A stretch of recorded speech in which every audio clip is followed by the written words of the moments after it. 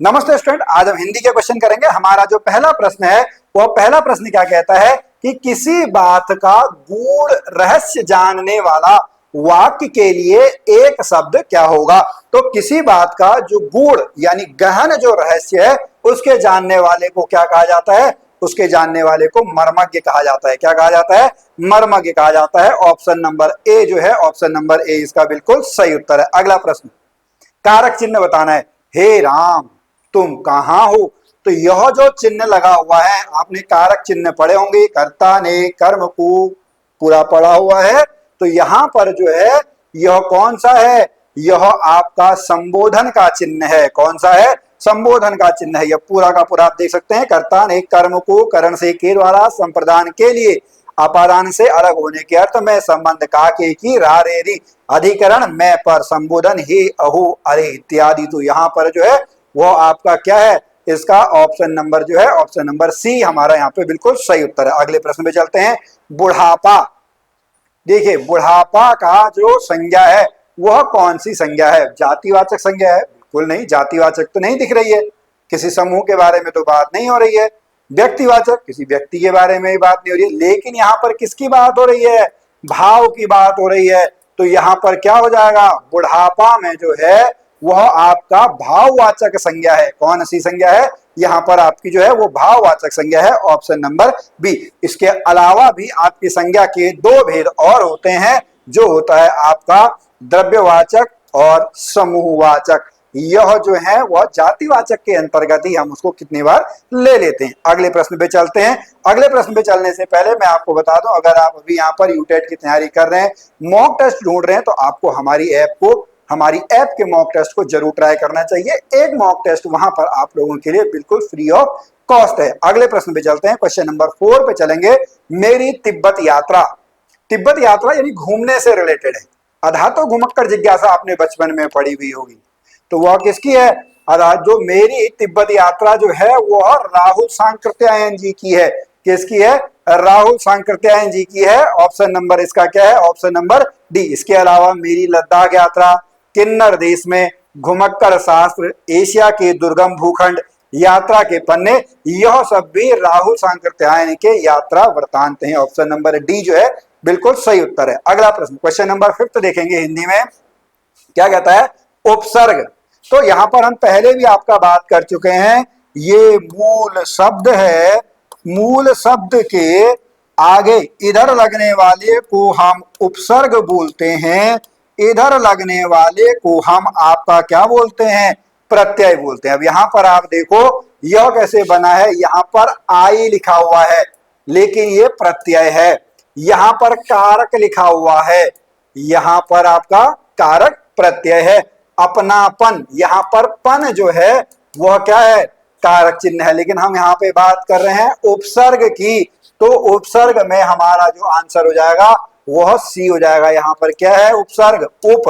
उप plus car बराबर उपकार। तो उप जो है वह आपका क्या है? वह आपका उपसर्ग है। ऑप्शन नंबर सी इसका बिल्कुल सही उत्तर है। अगला प्रश्न, क्वेश्चन नंबर 6 पे चलेंगे। औंधी खोपड़ी, देखिए औंधी खोपड़ी का क्या मतलब है? औंधी खोपड़ी का मतलब होता है मूर्ख होना। क्या होना? ऑप्शन नंबर ए, औंधी खोपड़ी मूर्ख होना। ऑप्शन नंबर ए, किंग कर्तव्य विमूढ़ यानी कोई डिसीजन ना ले पाना, अनिश्चितात्मक भावना होना। क्वेश्चन नंबर 7, क्वेश्चन नंबर 7 क्या कहता है? हिंदी साहित्य के इतिहास के संबंध में modern vernacular literature of Hindustan किसने लिखा है? तो यह गियरसन ने लिखा है। बहुत सिंपल सा है। क्वेश्चन नंबर 7 की बात करेंगे तो 7 जो है इसका बी आंसर बिल्कुल सही आंसर है। George Abraham गियरसन। गियरसन से भी आप इसको सीधा याद कर सकते हो। अगला प्रश्न, क्वेश्चन नंबर 8, क्वेश्चन नंबर 8 क्या कहता है? निम्न में से कौन सा वाक्य शुद्ध है? आप देखेंगे क्वेश्चन नंबर 8 को, यहां पर देखेंगे उसने मुझे पास आने के लिए नहीं होता है, ये नहीं है। उसने मुझसे भी नहीं होता है। उसने मुझे मेरे भी नहीं होता है। तो इसका जो है वो आपका क्या है? इसका जो है वह सी आंसर बिल्कुल सही आंसर है। क्या? उसने मुझे पास आने को कहा। ऑप्शन नंबर 8 का जो है 8 का सी आंसर बिल्कुल सही आंसर है। क्वेश्चन नंबर 9 पे चलते हैं। मैथिली शरण गुप्त की रचना नहीं है, मैथिली शरण गुप्त ने नहीं लिखा है, सामने से पता लग रहा है। कामायनी का कौन है? कामायनी का जयशंकर प्रसाद है। कौन है? कामायनी तो बहुत ही फेमस है भाई, ये तो वैसे ही याद होना चाहिए, पेपरों में आए ना आए। Kamayani Jaishankar Prasad, option number B इसका सही उत्तर है। अगला क्वेश्चन नंबर 10, बिना पढ़ा हुआ अंश, आपके उसमें भी एक आने वाला है इसी से प्रश्न। कौन सा गद्यांश? अपठित गद्यांश, जो बिना पढ़ा हुआ हो। अपठित, पठ मतलब पढ़ना, और मतलब नहीं, जो पढ़ा हुआ नहीं हो, अपठित। ऑप्शन नंबर ए 10 का क्या हो जाएगा? 10 का ए आंसर बिल्कुल सही है। जो पढ़ने योग्य ना हो वह अपठनीय होगा। अगला प्रश्न 11, भाषा शिक्षण के अंतर्गत वर्तनी शुद्धि, वर्तनी संबंधी त्रुटियों का निवारण करना चाहिए। ओके, वर्तनी से कैसे? मात्राएं, वर्तनी मतलब मात्राएं, आप समझ लो। तो एक तो उसका उच्चारण सही होना चाहिए और लेखन का अभ्यास। जैसे वैसे हमारे उसमें हम बचपन में ऐसे ही पढ़ते, छोटी ई बड़ी ई, लेकिन उसमें मात्रा का फर्क होता है। ई, छोटी ई को ई, उ, ऊ, ये दीर्घ स्वर, ह्रस्व स्वर ये सुने हुए होंगे।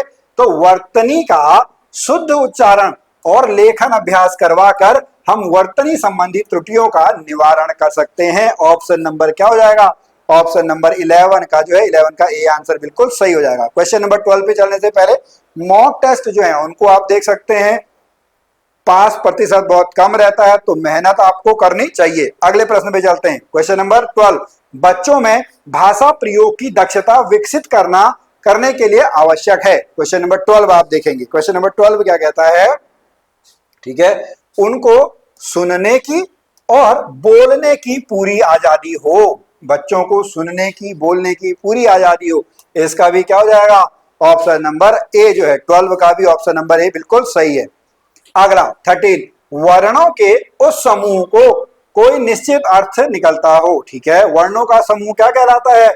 वर्णों का समूह शब्द कहलाता है। क्या कहलाता है? शब्द कहलाता है। अगर हम वैसे देखेंगे, जो सबसे बेसिक आपका होता है वह क्या है? ध्वनि। ध्वनि से क्या बनेगा? ध्वनि से बनेगा वर्ण। वर्ण से क्या बनेगा? वर्ण से बनेगा अक्षर। अक्षर के बाद क्या बनेंगे? अक्षर के बाद शब्द बनते हैं। ओके, शब्द के बाद पद, फिर पूरा वाक्य बनता है। तो यह आपका चलता है 13 का जो है ए आंसर बिल्कुल सही आंसर है। अगले प्रश्न पे चलते हैं। अगले प्रश्न पे चलने से पहले मैं यहाँ पर आपको देखिए, ये गद्यांश जो है, इस गद्यांश को आप लोग एक बार देख लेंगे। हिंदी में मुहावरों की अधिकता का श्रेय मैं इस भाषा को बोलने वाले समुदाय को देता हूं, उनकी पारिवारिकता को मानता हूं। हिंदी में देह के अंक भी किसी न किसी प्रवृत्ति की ओर इंगित करते हैं। तो आप इसको एक बार पॉज कर लीजिएगा, पढ़ लीजिएगा। अगले कुछ क्वेश्चन जो है हम इसी से करने वाले हैं। क्वेश्चन नंबर 14 पे चलते हैं। हिंदी मुहावरों में किससे जुड़े शब्दों की भरमार होने की बात कही गई है? तो यह आपका क्या है? यह आपका देह है। क्या है? 14 का जो है, 14 का बी आंसर बिल्कुल सही आंसर है। क्या है? 14 का बी आंसर बिल्कुल सही आंसर है। अगले प्रश्न पे चलते हैं। 15th क्वेश्चन क्या कहता है? 15th क्वेश्चन पे आप लोग देखेंगे। 15th क्वेश्चन आपका कहता है कि नकारात्मक शब्द में, सॉरी नकारात्मक अर्थ में, ओके, नेगेटिविटी में जब हम किसी के जीवन में क्या करते हैं? हस्तक्षेप कर देते हैं, जबरदस्ती घुस जाते हैं, तो वह आपका क्या है? एक नेगेटिव है। तो इसका डी आंसर है। क्या? नकारात्मक अर्थ में प्रयोग होने वाला शब्द क्या है? वह आपका हस्तक्षेप है। Option number D. Okay, next 16, सकारात्मक में बताइए भाई। टांग अड़ाना बिल्कुल गलत होता है, हाथ लगाना यह भी गलत होता है। 16 बताएंगे। अच्छा, मुहावरा नहीं है, तभी मैं कहूं ये तीनों तो एक जैसे लग रहे हैं, मुहावरा नहीं है। ओके, तो यह आपका क्या है? टांग अड़ाना। टांग अड़ाना क्या है? नकारात्मक है, नेगेटिव है। ओके, हाथ लगाना, हाथ थामना, हाथ बढ़ाना बिल्कुल सही है। ओके, क्वेश्चन नंबर 16 का जो है, 16 का ए आंसर बिल्कुल सही आंसर यहाँ पे सही है। अगला 17, हस्तक्षेप में जनतांत्रिक समाज में अभिप्राय क्या है? अनुचित कार्य को बढ़ाना, रोकना, फैलाना, दबाना। अनुचित कार्य को रोकना, हस्तक्षेप। Okay, B. 17 का क्या हो जाएगा, 17 का बी आंसर बिल्कुल सही आंसर है। अगला 18, देह के अंग, देह मतलब शरीर, 32 दांत से रिलेटेड है। आंख, बिल्कुल आंख हो गई, हाथ, ये तीनों है, तो हमारा आंसर क्या हो जाएगा, हमारा आंसर हो जाएगा लाल पीला होना।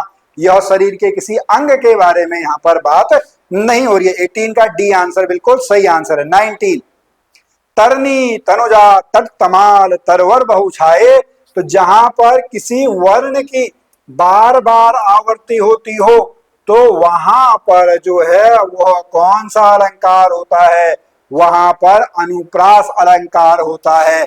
यहाँ पर तो वर्ण की आप पुनरावृत्ति देख रहे होंगे, तो तरनी तनुजा तट तमाल तरवर बहु छाए, तो ऑप्शन नंबर 19 का जो है, 19 का ए आंसर बिल्कुल सही आंसर है। और लास्ट क्वेश्चन आज का है क्वेश्चन नंबर 20, वह थोड़ा बीमार है।